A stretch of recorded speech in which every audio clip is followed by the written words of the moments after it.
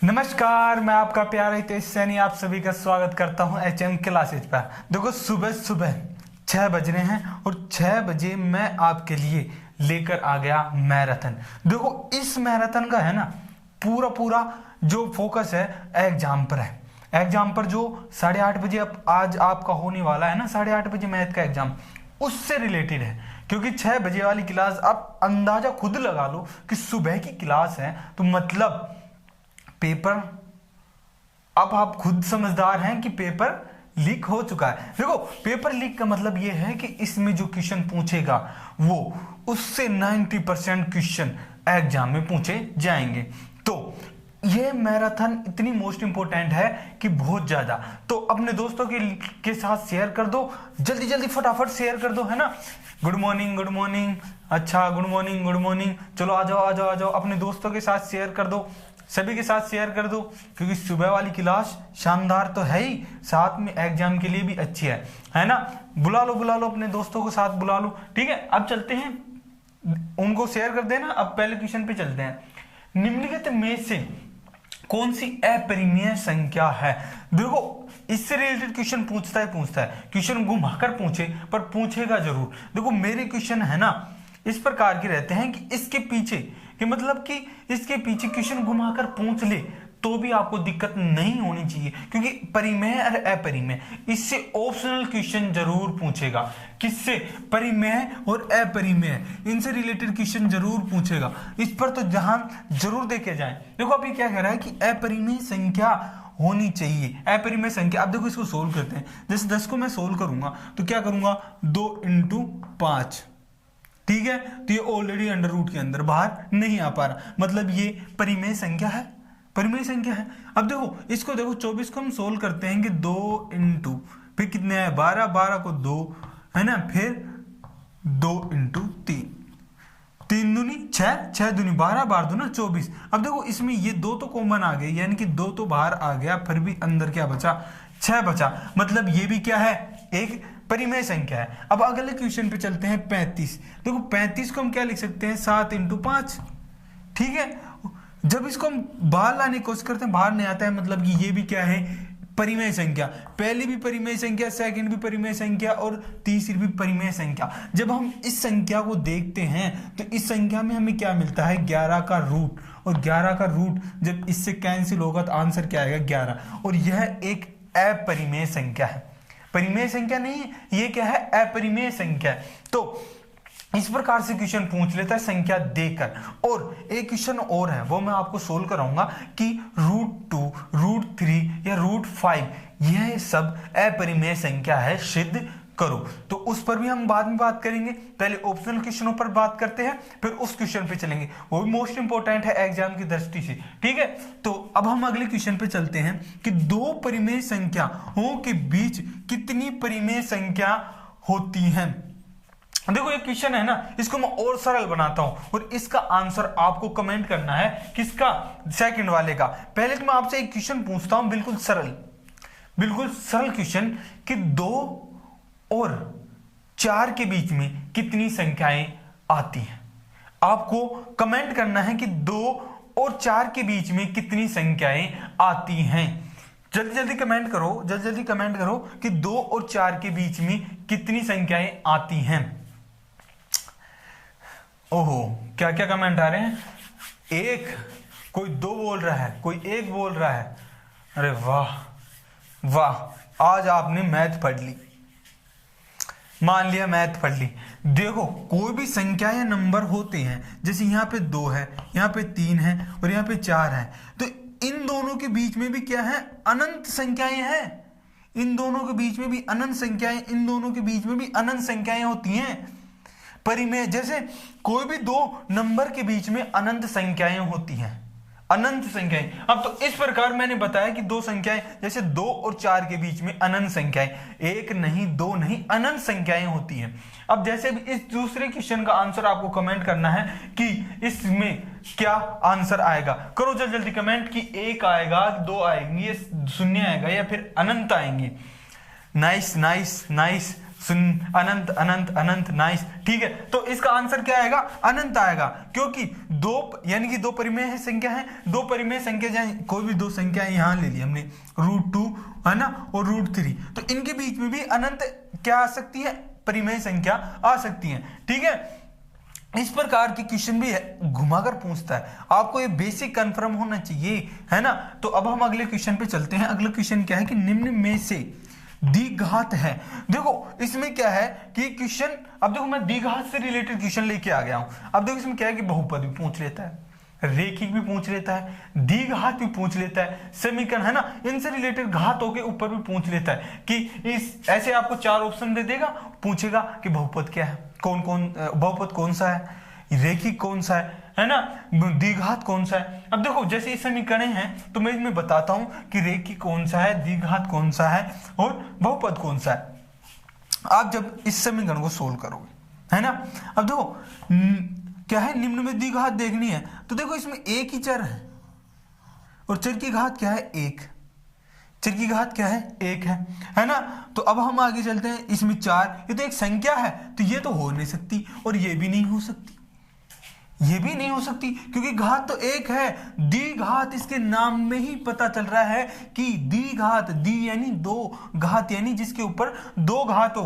देखो इसमें जब इसको सोल्व करेंगे, अब यहाँ पे तीसरे ऑप्शन पे आकर आप रुक जाओगे, खुद देखोगे यार इसमें तो द्विघात है, द्विघात है, तो आप इसकी टिक लगा दोगे जल्दी जल्दी, पर ये क्या हो जाएगा? गलत हो जाएगा। देखो इसमें क्या है कि जैसे आप इसको लेसे लोगे तो ये क्या चल जाएगा, यहाँ पे क्यूब हो जाएगा, नीचे जब इधर 1 ले जाएंगे तो ये इधर आ जाएगा, तो क्यूब में बदल जाएगा, जबकि क्यूब में या फिर बहुपद में बदल जाएगा। तो ये नहीं है द्विघात, यानी कि आप एक क्वेश्चन के अंदर ही सभी क्वेश्चनों के वो देख रहे हो, जैसे ये रेखिक हो गया, ये बहुपद हो गया, और ये रहा द्विघात जिसमें अचर और चर, दो चीज ध्यान में रखो, अचर और चर। देखो चर किसे कहते हैं? जो चलायमान हो, चर यानी चलायमान, यानी x y z, ये ऐसे है ना, इनको हम चर बोलते हैं क्योंकि परिवर्तनशील रहते हैं। जबकि अचर क्या होते हैं? अचर जो स्थिर नहीं, अपने मान पर अड़र नहीं, जैसे 4 3 2 1, ये क्या है? अचर संख्याएं हैं, यानी कि इनका मान कभी नहीं बदलता, जबकि x का मान बदलता रहता है, y का मान बदलता रहता है। तो इसकी जो क्या है, चर की घात देखनी है अपनी, चर की घात कितनी है? 2, तो मतलब द्विघात है ये, तो इसका आंसर क्या हो गया? द्विघात। तो मैंने एक ही क्वेश्चन से कई प्रकार के कॉन्सेप्ट आपके क्लियर कर दिए कि इसमें द्विघात से पूछ सकता है, बहुपद से पूछ सकता है और रेखिक से भी पूछ सकता है। तो अब हम चलते हैं अगले क्वेश्चन पे। अगला क्वेश्चन क्या है? Question number 4। देखो समीकरण दे दी हमें एक, ये क्वेश्चन है ना चैप्टर नंबर 3 से लिया है ना। इस चैप्टर में देखो क्या है कि जैसे हमें समीकरण दे देगा और उसमें हमें एक ऐसा पद दे देगा जिसका मान हमें ज्ञात करवाएगा और 2 मान हमें दे रखे होंगे। तो ये 2 मान हमें उस समीकरण में रखने हैं और तीसरे अचर पद यानी कि तीसरे चर पद का मान हमें ज्ञात करना है। ठीक है, जैसे अब x का मान मैं 2 रखूं तो यहाँ पे 4 × 2 यानी कि 8 हो गया, और मैं 1 रखूं प्लस 2 यानी कितने हो गए? 10 हो गया। तो सिंपली आंसर क्या हो गया? 10, सीधा। कई बार क्या है कि जैसे मैंने एक समीकरण में मान रखकर करवा दिया। अब देखो इसमें क्या है कि कई बार इस प्रकार भी पूछ लेता है कि आपको 2 समीकरण दे देता है, 2 समीकरण दे देता है और उसमें पूछता है x और y के मान, है ना, x और y के मान पूछ लेता है कभी कभी, है ना, और कभी कभी तीसरा चर हमें दे देता है और 2 चरों के मान हमें दे देता है और उससे भी क्वेश्चन पूछ लेता है ना। तो अब हम चलते हैं अगले क्वेश्चनों पर, है ना। हाँ, तो हम आगे हैं अगले क्वेश्चन पर। अगला क्वेश्चन क्या है कि समांतर श्रेणी, हमें एक समांतर श्रेणी दे दी, है ना, और हमें पूछ रहा है 7वां पद। देखो मैं यही के ही क्वेश्चन से पूरा का पूरा कॉन्सेप्ट क्लियर कराऊंगा। देखो सबसे पहले ये बात करते हैं कि ये क्वेश्चन आया है चैप्टर नंबर 5 में से। देखो चैप्टर नंबर 5 में क्या होता है कि आपको एक एपी दे रखी होगी, एपी के अंदर हमें देखना होता है कि प्रथम पद और डी क्या होता है? सार्व अंतर, और प्रथम पद यानी कि ए और डी हमें देखना होता है। ठीक है, बात हो गई हमारी प्रथम पद और डी की बात, है ना। फिर उसके बाद में आता है कि एनवा पद, एनवा पद का फॉर्मूला होता है ए प्लस कोष्ठक के अंदर n-1 गुणा डी। देखो ए एन का फॉर्मूला हो गया और बात आती है एस एन के फॉर्मूले पर।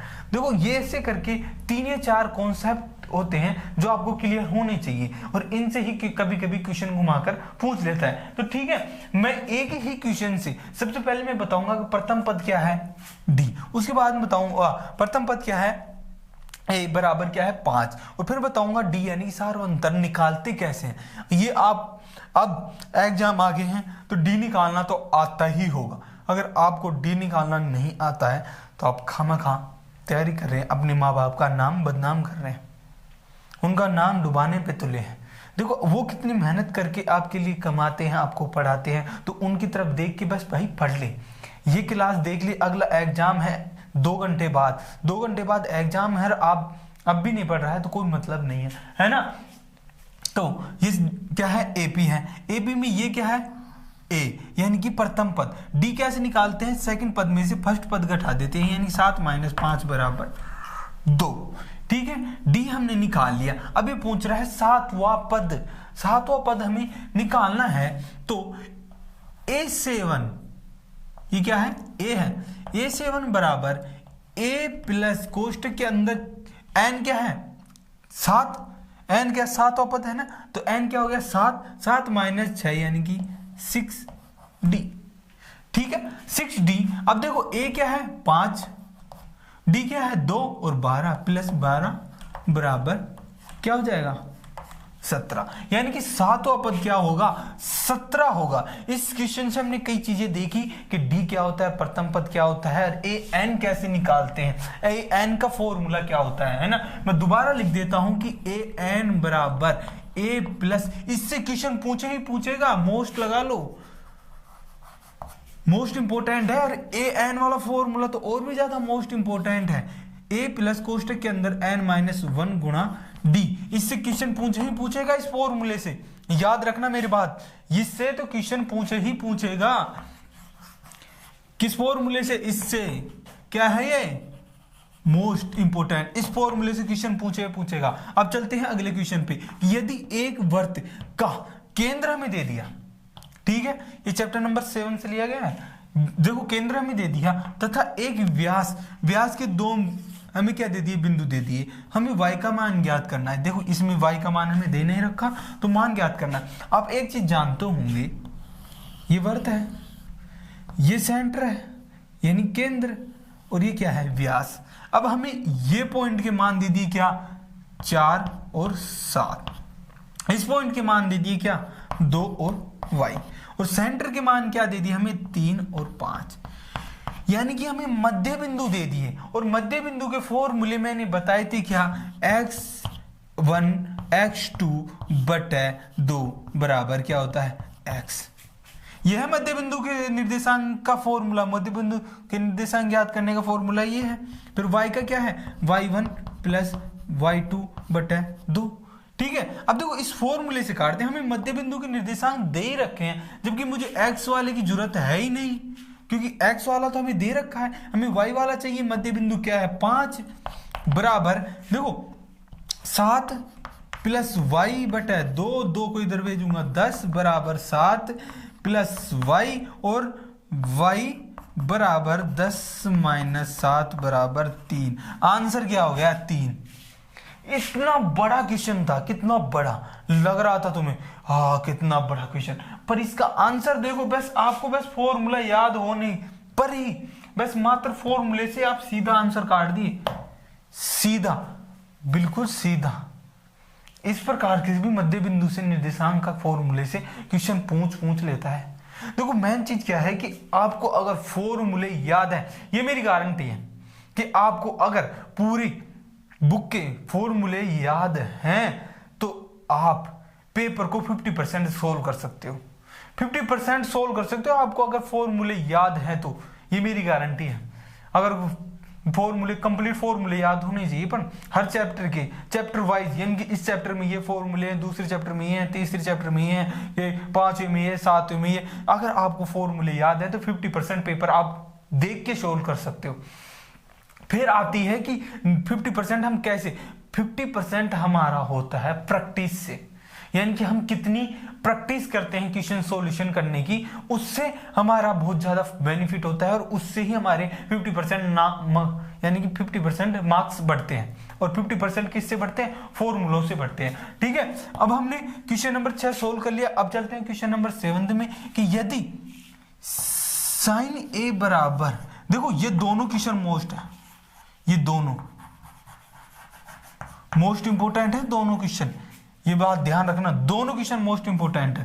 देखो इसमें क्या है कि साइन ए बराबर 1/2, साइन का कौन सा मान, साइन का कौन सा मान 1/2 होता है, कौन सा होता है, 45, और कोस का कौन सा मान 1/2 होता है, वो कौन सा होता है, 45। यानी कि आप यहां पर जोड़ोगे, यानी कि 45 + 45 कितना हो जाएगा, 90। Answer tick. इस प्रकार से आपको घुमाता है, यानी कि मान भी याद होने चाहिए। देखो क्या है कि चैप्टर नंबर 8 है ना, ये आपको जब भी समझ में आएगा। अभी आपको ये नहीं समझ में आ रहा है साइन क्या है, कोस क्या है, बिल्कुल कुछ नहीं समझ में आ रहा होगा, क्योंकि ये बेसिक होता है। यहां से अगर आपको पहले ये समझना होगा कि साइन कोस थीटा ये यूज कैसे आते हैं। जब इनका यूज करना आप सीख जाओगे तो यूज करने के बाद में आपको पता चलेगा कि यहां इनको यूज कहां पे करते हैं। जब आप इनको यूज करना सीख जाएंगे, भाई साइन का मान ये होता है और कोस का मान ये होता है, टेन का मान ये होता है, और ये इसमें बदल जाता है, यानी साइन कोस में बदल जाता है, कोस साइन में बदल जाता है, साइन कभी कोसैक में बदल जाता है, यानी कि ये आपको पता चल जाएगा। तो उसके बाद में आपको जब 11th 12th में जाओगे, या फिर इसमें 9 यानी कि 9th चैप्टर होगा, है ना, 9वां चैप्टर होगा, उसमें आप देखोगे कि इस साइन कोस टेन इनका प्रैक्टिस कैसे करते हैं, यानी कि उनको दैनिक जीवन में रूटीन में लाते कैसे, ये तो बात हो गई है ना। तो दोनों क्वेश्चन मोस्ट इंपोर्टेंट है, तो इसका आंसर क्या हो गया, 90। अब हम चलते हैं अगले क्वेश्चन पे। देखो ये क्वेश्चन है ना, अगर आप कॉमन सेंस भी नहीं लगाओगे, ऐसे टिक लगाओगे ना, तो भी आंसर सही होगा, क्योंकि आप देखोगे यार किसके बराबर, नो कॉमन सा आ रहा है कि मैं नो की टिक लगा देता हूं। ठीक है, अब करते हैं इसको फॉर्मूला बेस्ड क्वेश्चन। जब इसमें से नो कॉमन ले लेंगे तो अंदर क्या बचेगा, सेक स्क्वायर ए माइनस टेन स्क्वायर ए। ठीक है, और सेक स्क्वायर ए माइनस टेन स्क्वायर ए का मान क्या हो जाएगा, 1 हो जाएगा, और 9 इंटू ए क्या हो जाएगा, 9। तो आंसर क्या हो गया, 9 हो गया। देखो इस प्रकार से भी क्वेश्चन घुमा कर पूछता है। अब हम चलते हैं अगले क्वेश्चनों पर। हाँ, तो हम आ गए हैं अगले क्वेश्चन पर। क्वेश्चन नंबर 10 क्या है कि किसी वर्त के व्यास के सिरों पर खींची गई स्पर्श रेखा परस्पर होती है। देखो ये क्या है, एक वर्त है ना, ये क्या है, केंद्र, ये क्या है, पूरी व्यास। अब इस कह रहा है कि व्यास के सिरों पर खींची गई स्पर्श रेखा, यानी कि मैं ऐसे ऐसे खींचूंगा स्पर्श रेखा, तो ये दोनों क्या हो गई, ये दोनों समानांतर हो गई। लंबवत कैसी होती है, ये होती है लंबवत। प्रतिच्छेदी कैसी होती है, ये होती है प्रतिच्छेदी। और इनमें से कोई नहीं, मतलब कि कौन सी हो गई, समानांतर। कौन सी हो गई, समानांतर। अब हम चलते हैं अगले क्वेश्चन पर। एक ठोस अर्धगोले की त्रिज्या हमें दे दी कितनी, 7 सेमी है, तो इसका स्पर्श पृष्ठीय क्षेत्रफल क्या होगा, यानी कि इसका संपूर्ण पृष्ठीय क्षेत्रफल क्या होगा। सबसे पहले मैंने आपको पहले भी कहा था कि आपको अगर फॉर्मूले याद नहीं है तो आप इस प्रकार के क्वेश्चनों को बिल्कुल भी नहीं कर पाएंगे। तो अर्धगोले का पृष्ठीय क्षेत्रफल, यानी कि अर्धगोले के संपूर्ण पृष्ठीय क्षेत्रफल का फॉर्मूला क्या है, 3 × pi r square, pi r square. जब हम इससे सोल्व करते हैं, जैसे 3 × 22/7 इंटू स्क्वायर, यानी कि 7 × 7, 7 से 7 कैंसिल, और 3 को जब इससे इंटू करोगे, है ना, देखो जगह नहीं है, इससे इंटू करोगे 6 × 6। अब देखो यहाँ क्या बचा, 7। अब गुणा करो, देखो 7 × 42, 4 हासिल 42, और 4 कितनी हो गई, 46, यानी कि 462। ये रहा स्क्वायर, यानी सेमी स्क्वायर हो गया। इस प्रकार से क्वेश्चन आप तुरंत सोल्व करोगे अगर आपको फॉर्मूले याद होंगे तो, है ना। अब हम चलते हैं अगले क्वेश्चन पर। अगला क्वेश्चन क्या है कि एक बंटन का माध्य मादी का क्रमशः 14 व 15 है, तो बहुलक ज्ञात कीजिए। अब आपको वो एक पैटर्न याद होना चाहिए कि क्या बहुलक प्लस 2 माध्य है बराबर 3 गुणा माध्यिका, यानी कि मैं इसको लिख दूं कैपिटल M। ठीक है, अब देखो इसमें जब फॉर्मूले मान रखते हैं, जब इसको इधर लिख जाएंगे 3 इंटू माध्यिका कितना है, देखो माध्य और माध्यिका यानी पिछला वाला, यानी कि 15 बरा माइनस, अब देखो इसको मैं इधर ले आऊंगा तो माइनस का हो गया 2 इंटू 14 इक्वल्स टू बहुलक। ठीक है, अब देखो 15 × 45 माइनस 28, जो दूना 28, अब जब इसमें से माइनस करोगे तो क्या आएगा 17, तो आंसर क्या हो गया 17 हो गया। देखो ये क्या है कि इससे पूछने के बहुत ज्यादा चांस बनते हैं, इससे यानी कि बहुलक आले, यानी कि बहुलक माध्य और माध्यिका इनमें संबंध है ना, इससे क्वेश्चन पूछ लेता है, ऑप्शन भी, वन लाइनर भी क्वेश्चन पूछ लेता है ना, तो इस प्रकार के क्वेश्चनों पर भी जोर देना है ना। अब हम प्रायिकता वाले कुछ क्वेश्चन करेंगे, फिर उसके बाद में लॉन्ग क्वेश्चन करेंगे सोल्व, है ना। तो चलो उन्हीं क्वेश्चनों पर, तो अब हम आ गए हैं अगले क्वेश्चनों पर। अगला क्वेश्चन क्या है कि निम्न में से प्रायिकता नहीं हो सकती, निम्न में से प्रायिकता नहीं हो सकती।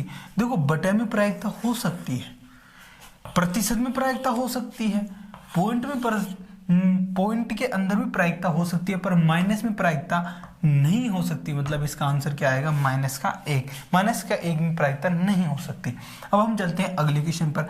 यदि किसी घटना के घटित होने की प्रायिकता 0.7 हो तो, है ना, तो घटित नहीं होने की प्रायिकता, अब आपको पता होगा कि घटित होने की प्रायिकता प्लस घटित न होने की प्रायिकता का योग क्या होता है 1 होता है ना। तो घटित होने की प्रायिकता 1 है और घटित न होने की प्रायिकता यानी कि E plus E dash equals to 1, है ना। तो E बराबर, E का मान कितना दे रखा है 0.7 प्लस E डैश बराबर 1। अब मैं इसको E डैश बराबर 1 माइनस 0.7 यानी कि 1 में से जब घटाएंगे तो क्या बचेगा 0.3, तो आंसर क्या आएगा 0.3। अब हम चलते हैं अगले क्वेश्चन पर। निम्नलिखित घटना की प्रायिकता होती है, निम्नलिखित यानी कि निश्चित, ये क्या कह रहा है कि निश्चित घटना यानी कोई घटना घटित होगी या होगी तो उसकी प्रायिकता क्या होगी 1 होगी, है ना। तो इस क्लास को यहीं समाप्त करते हैं और 5 मिनट रुको, यानी कि 5 मिनट के अंदर आपको यानी कि शॉर्ट रील मिलेगी, शॉर्ट रील के अंदर आपको कुछ क्वेश्चन मिलेंगे, उन क्वेश्चनों को आपको एक बार देख के जरूर जाना है, जो आपको अभी रील के अंदर मिलेंगे जस्ट 5 मिनट बाद में, जस्ट 5 मिनट बाद में, क्योंकि अब समय बहुत कम रहा है, मैं अब सभी क्वेश्चन सोल्व नहीं करा सकता, क्योंकि आपके 1 घंटे बाद में अब आप एग्जाम के लिए तैयार भी होंगे, तो इतना समय बचा नहीं। तो सिर्फ 5 मिनट के बाद में 5 मिनट के लिए जो मैं क्वेश्चन दूंगा उन क्वेश्चनों को जरूर देख लेना, क्योंकि वे सारे के सारे क्वेश्चन भी मोस्ट इंपोर्टेंट है। बस मैं यही बताना चाह रहा था कि ऑप्शनल क्वेश्चन तो मैंने बता दिए और जो बड़े क्वेश्चन हैं वो सॉल्यूशन कराऊंगा, तो आपके एग्जाम होना स्टार्ट हो जाएगा और आप एग्जाम में बैठ नहीं पाएंगे ना इसको देख पाएंगे। तो 5 मिनट बाद में मैं आपको एक रील भेजूंगा, रील भेजने की, रील के अंदर आपको सारे मोस्ट इंपोर्टेंट क्वेश्चन रहेंगे, उनको एक बार देखना जरूर है ना। तो अभी के लिए इतना ही, धन्यवाद। चलो अब मैं खत्म करने से पहले पूरे चैप्टर का आपका रिविजन करा देता हूं, चलो सबसे पहले हम पहले चैप्टर की बात करते हैं, वास्तविक संख्या। वास्तविक संख्या में लेस है, मैस है और परिमेय है, अपरिमेय है, इनसे क्वेश्चन पूछने की सबसे ज्यादा, और यूक्लिड परिमेय, यानी 5 चीज याद रखना, लेस है, मैस है, परिमेय है, अपरिमेय, और पांचवी चीज क्या है यूक्लिड परिमेय विधि, है ना। ये 5 चीज याद रखना पहले चैप्टर में। सेकंड चैप्टर में आते हैं तो सेकंड चैप्टर में आपको मूल याद रखना, यानी कि बहुपद है ना, बहुपद, फिर उसके अंदर मूल याद रखना है ना। फिर आता है, यानी बहुपद में तो कुछ नहीं है, आपको बस भाग, हाँ बहुपद के अंदर वो भाग है ना, वो भाग देना आपको याद होना चाहिए। उसके बाद में आता है रेखिक समाकल, यानी कि रेखिक के अंदर 3 या 4 विधि हैं, है ना, एक विलोपन, प्रतिस्थापन, वर्ज गुणा, है ना, ये 3 ही पूछता है आपकी, और ये तीनों विधि आपको आनी चाहिए, ठीक है। मैं रिवीजन करा रहा हूं, तीसरा चैप्टर हो गया है हमारा, अब चौथा चैप्टर है द्विघात। देखो द्विघात में मूलों से रिलेटेड क्वेश्चन पूछता है। देखो यानी कि मूलों के योग बराबर क्या होता है b बटा c, और मूलों को गुणनफल यानी कि अल्फा और बीटा का गुणनफल होता है c बाई a, है ना, और वो क्या होता है माइनस b बाई a। ठीक है, तो ये हो गए हमारे मूलों से रिलेटेड। और उसमें श्रीधराचार्य सूत्र, यानी कि श्रीधराचार्य सूत्र भी आपको याद होना चाहिए, है ना। अब आते हैं चैप्टर नंबर 5, और चैप्टर नंबर 5 कौन सा है, एपी यानी कि समांतर श्रेणी। एपी के अंदर आपको याद होना चाहिए कि प्रथम पद क्या है, डी क्या है, एन का फॉर्मूला आपको याद होना चाहिए, और एसएन का फॉर्मूला आपको याद होना चाहिए। ठीक है, इसमें भी 3-4 चीज है, ये भी याद होनी चाहिए। अब आते हैं नंबर 6। चैप्टर नंबर 6 के अंदर है थेल्स प्रमेय और त्रिभुजकी यानी कि समरूपता और कसौटियां हैं, है ना। चैप्टर नंबर 6 हो गया। अब है चैप्टर नंबर 7। चैप्टर नंबर 7 के अंदर क्या है, निर्देशांक ज्यामिति। निर्देशांक ज्यामिति के अंदर है मूल बिंदु के निर्देशांकों से पूछ लेता है, और दो बिंदुओं के मध्य की दूरी, है ना, दूरी से पूछ लेता है, विभाजन सूत्र से पूछ लेता है ना। उसके बाद में आता है चैप्टर नंबर 8। चैप्टर नंबर 8 और चैप्टर नंबर 9, ये दो चैप्टर अब आपस में कनेक्टेड हैं, है ना। उसमें चैप्टर नंबर 8 के अंदर क्या है कि फॉर्मूले हैं, जिसमें sine square plus cos square बराबर 1 होता है, और दूसरा कौन सा था, कोट स्क्वायर, है ना, coat square minus ten square बराबर क्या है, 1 है ना। इससे कई फॉर्मूले हैं, जैसे साइन बराबर 1 बटा कोस है, और क्या है सेक बराबर 1 बटा कोस, और टेन बराबर साइन बटा कोस, या फिर 1 बटा कोट, है ना। तो ऐसे फॉर्मूले हैं साइन और कोस, यानी कि चैप्टर नंबर 8 और चैप्टर नंबर 9 ये दोनों कनेक्टेड हैं। उसके बाद में आता है चैप्टर नंबर 10 जो वर्त से रिलेटेड है, उसमें कुछ द्विखंड, है ना, इनसे रिलेटेड फॉर्मूले हैं। उसके बाद में चैप्टर नंबर 11 आपकी रेखा काट गया था, 12 क्षेत्रफल है ना, और फिर 13 भी क्षेत्रफल, यानी कि 12वां और 13वां दोनों कनेक्टेड हैं। उसके बाद में इनमें तो फॉर्मूले हैं घनाभ, उनके क्या है आयतन, पृष्ठीय क्षेत्रफल और कुल पृष्ठीय क्षेत्रफल, ये सब है ना। उसके बाद में आता है 14 चैप्टर नंबर सांख्यिकी। देखो सांख्यिकी के अंदर माध्यम, माध्यिका और बहुलक, इनके फॉर्मूले हैं, इन फॉर्मूलों से रिलेटेड क्वेश्चन है। तो देखो मैंने जो टॉपिक बताए हैं ना, उनके फॉर्मूले और उनसे रिलेटेड कुछ बेसिक चीजें आपको याद होनी चाहिए। उसके बाद में आता है प्रायिकता। प्रायिकता में क्या है कि एक चीज याद रखना, प्रायिकता के अंदर घटित परिणाम व प्लस घटित, यानी कि जो घटना घटित हो रही है और जो घटना नहीं घटित हो रही, दोनों का योग क्या होता है, 1 होता है ना।